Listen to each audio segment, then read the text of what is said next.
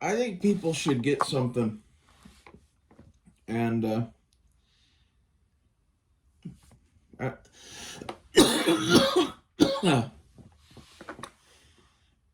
I I don't know what to title this. I don't know what to call this. But I'll just start talking. So when the Spanish came over here to the New World, they encountered all sorts of giant tribes of people. Right? What age of development were these people in? Anyone? Stone Age. Correct.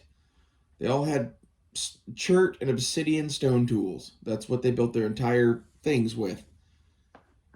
And look at like the Mayans and the Aztecs and the mound builders and whatever. Even if they didn't build all of that shit, even if they just occupied it and farmed it and had those societies, they had people, numbering as, maybe not as many as modern day, but millions and millions of people, beyond numbers beyond reckoning. To quote uh, Grimmer Wormtongue. That's what the Spanish encountered when they came here. And they encountered a Stone Age pagan society. And like basically what I see is that society existed in the Mediterranean until the Bronze Age happened, and then that created, the Greek and all of these things that we know of as the birth of civilization there. There were stone civilizations that preceded them. And what I know happened in our neck of the woods is we got bronze, and then there was a big collapse. I don't know what that's about, but it seems like one caused the other. It's like the teething problems of technological evolution, you know. And it may have been like they did bronze and bronze and bronze and bronze until they couldn't get any more bronze, and then that caused the collapse. I don't know. But there's a Bronze Age collapse that happens at the end. And I think it's mostly an agricultural thing that happens, maybe. The bronze allowed them to get too many people. It's possible. Doesn't matter. What what I'm saying here is the people in the New World didn't do that. So what the Spanish encountered in Mexico was a civilization that basically in our minds you might as well have been talking to the ancient Egyptians.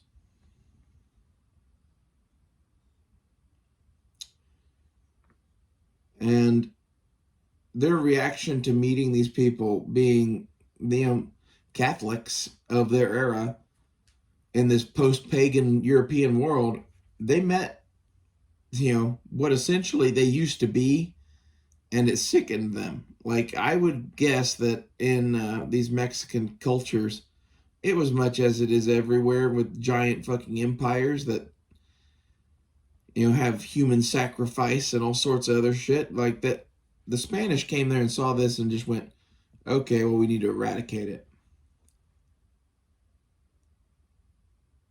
And like this was such a like missed opportunity in some ways. And like so many people, I think of the Stone Age as being like, oh, people living in caves. Maybe this is the title of this video, but it wasn't just people living in caves. There were some people up in Alaska somewhere living in a cave. There's people somewhere up in Alaska living in a cave today, basically. A snow cave in the winter kind of thing. Like, don't think too much into it. So, down in these areas that, are like the Mediterranean is one area, and I guess really the Black Sea would be another, and the Yucatan Peninsula, Caribbean area of the world, and all of that shit in like Southeast Asia. It's easy for civilizations to flourish there. This is where Bronze Age shit was, and I would bet you dollars to donuts that all of this was Stone Age civilizations before that, at all the locations I just mentioned. And we got the chance to meet one of them. and we got to keep some of their books and shit. I would love to know everything there is to know about that.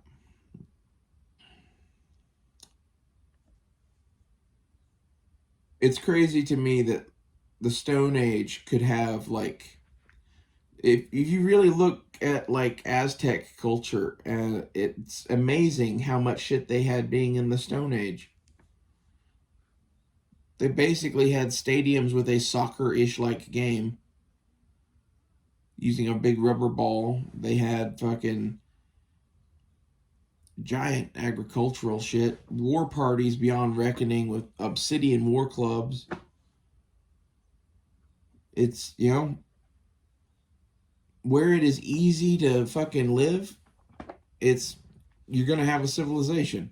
Everybody goes there. Doesn't matter if you have fucking satellites, if you have knights in armor, if you have hoplites in bronze armor and chariots, or if you have stone tools. Gonna be a lot of people somewhere in the fucking, like, habitable region. I don't know how to put that, but like maybe that habitable region will go away or whatever. That could change things, but we have been this kind of a person for somewhere in the order of 250 to 500,000 years now at best estimates. And we think that recorded human history is just like 5,000 years, right?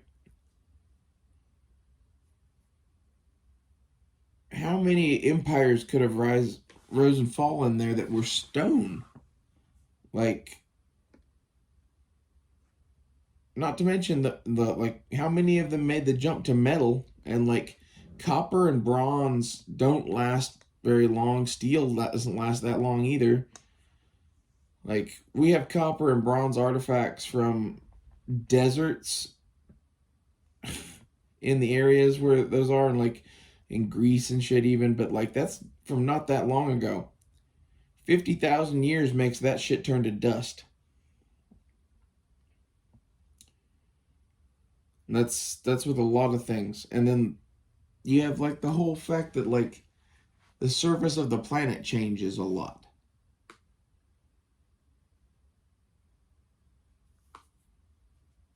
I don't know. Like, this is what I see when I think of like all of these ancient civilizations is look at the Aztecs and look at Otzi the Iceman and look at their level of technology. You can go watch a documentary on Otzi the Iceman and his tech he was carrying. It's fascinating. That level of civilization's always been here. I guarantee you, since people could fucking talk, which was probably pretty goddamn early on. Like, monkeys and shit make sounds at each other and kind of communicate in their own way. Dogs communicate in their own way. We're considerably smarter than them. I think, honestly, we started eating a bunch of fucking mushrooms and roasted fish, and it started making us a lot smarter. That's my personal theory.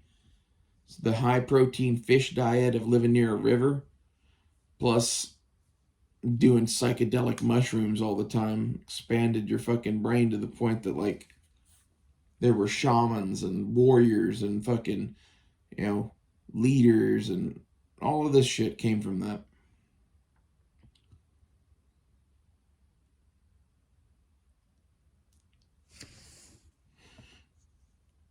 I don't really know if there's a point to this video, but it just kind of blew my mind thinking that, like, if you walked through downtown Teotihuacan in the Aztec Empire, if you're me, I would feel that like I was in a big city and it was crowded and whatever. Because I'm kind of a weirdo and I like to live in smaller places and I like, whatever. I would be uncomfortable there. And it was in the Stone Age. Isn't that crazy? Stone Age empires. The other thing is, all over North America, we find these like gigantic fucking stone points. The Clovis culture. I think those are warheads. I think those aren't for hunting mammoths or whatever. I think that's a bunch of bull. I think we hunted mammoths, don't get me wrong. I just don't think that's what those are for. I think the mammoth hunting shit, like, it's one of those things that it could be both, but you don't make a giant stone. Those aren't spears, I think. Those are clubs. And this is where the archaeologists that look at stone tools are not weapons experts. And, like, that's what I wanted to go to school to be. And kind of just got told that that's not a thing that makes you money in archaeology, son. But my analyzation of the Clovis points is that they're short swords. Look at the Greeks, look at the Romans, the kind of weapons that they first develop. The Egyptians and shit with bronze started doing sickle swords and whatever. That's a whole different story. That's because the first bronze shit was used for agricultural shit. But if you hafted a short handle onto those Clovis points, it would be a very, very good weapon for people. Self-defense, something you could carry all day, every day. And the numbers of them that they find, and the fact that they're all unbroken, tells me that it was a relatively peaceful culture, kind of like the Viking-ish people, the predecessors of them anyway, that came into Europe were carrying these like stone hammers. That is the origin of Thor's hammer, and they're often found basically unused for warfare purposes anyway. Signs of them being used like on roots and shit. Like, but that was the thing, is they had a tool that they carried with them all the time, that this was their war club, because like they were a warrior culture. But it was that warrior culture that like they'd go in and negotiate with each other and come to a resolution, and they would never fight. Something very, very similar is going on with those Clovis points, because they're never used. And you know, if you have a bunch of guys with big stone clubs and they have a bunch of guys with big stone clubs, and you guys both can speak a language that you can both understand, you probably come to terms before you go at it. And you know, if you do, you probably pick up the other people's stone clubs because they're worth shit, and you take care of them and repair them and whatever. And like, so these vary in size enough that like, you know, you do find broken ones. I'm not saying you don't, but like, there's just so many of them that are completely intact, like they were taken care of and cherished. And you don't do that with a hunting tool. You do that with a weapon of war.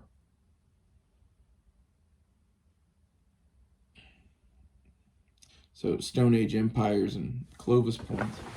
My question is basically, what empire was centered in North America that was using them big ass Clovis points? That's the only thing left of that warrior culture, is their big ass stone dicks. But they're fucking badass. Like I've seen some of them that are like, you know,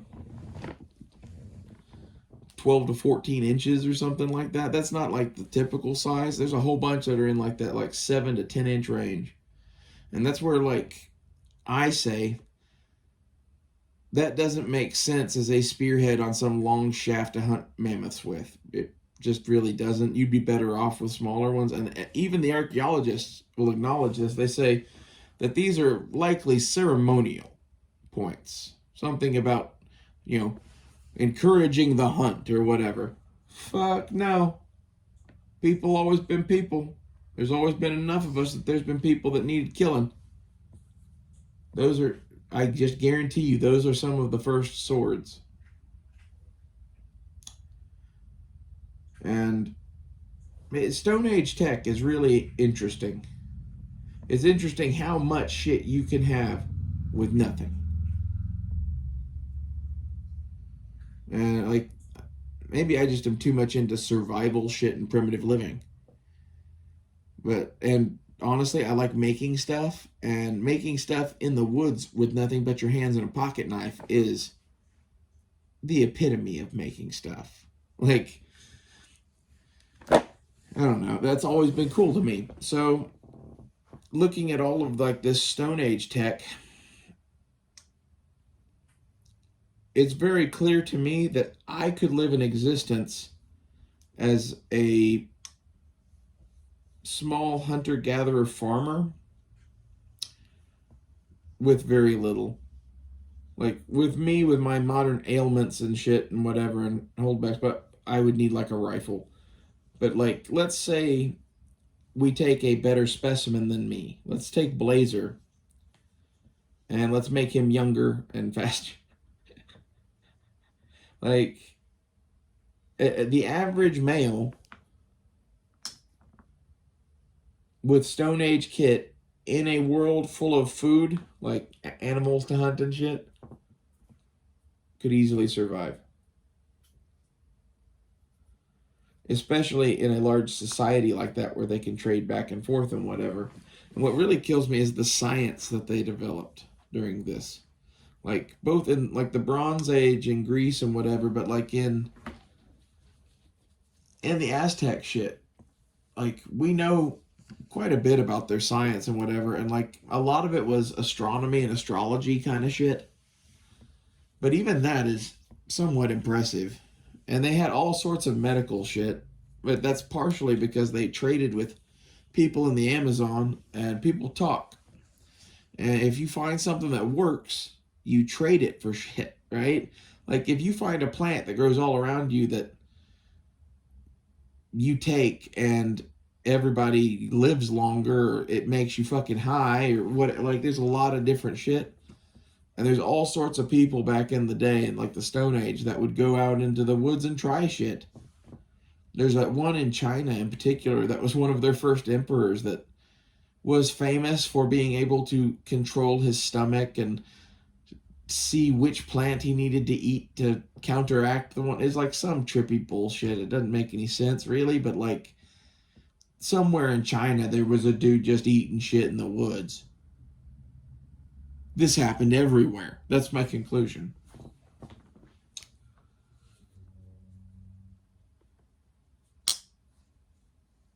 I think the story of human history is a lot longer and more interesting than we would like to believe. And the most interesting part is when you look back far enough, there's multiple species of us, and it starts looking Middle Earth like. And the more I read about ancient history, the more I think Tolkien's books and the world he was creating is like his vision of life on Earth 25,000 years ago. Something like that. It works very well as that.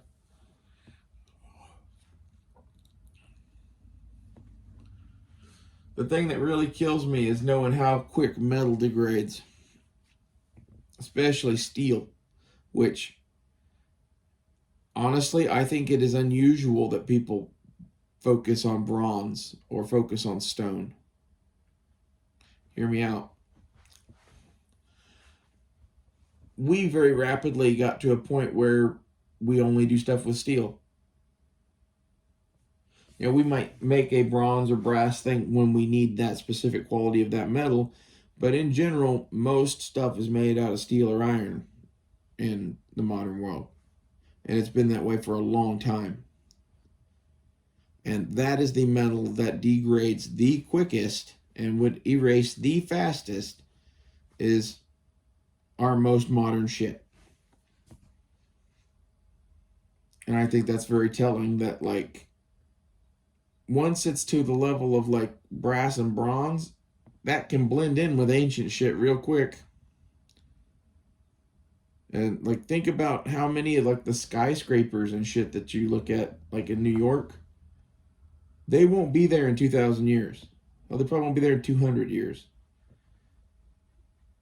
The steel will corrode, the glass will fucking break, the concrete that they're poured in will reduce back to fucking rubble because it's all steel reinforced concrete. There will be very little sign that the Empire State Building is even there in a few hundred years without a lot of maintenance.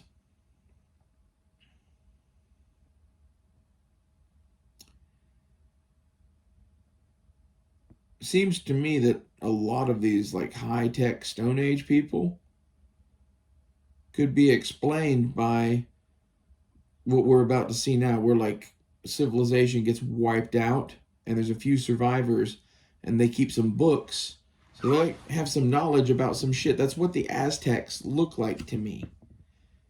You know, either that or like maybe that's just people focus on certain things. Like, I don't know. I really want to believe that there were advanced civilizations on this planet in the past. It would be cool. And like honestly, it explains the UFOs to me because like let's assume that some of those people didn't die off. Maybe they live in some sort of invisible sky city that we don't understand. Maybe that's what the UFOs are. I'm not saying I know that for a fact, but that's what I think a lot.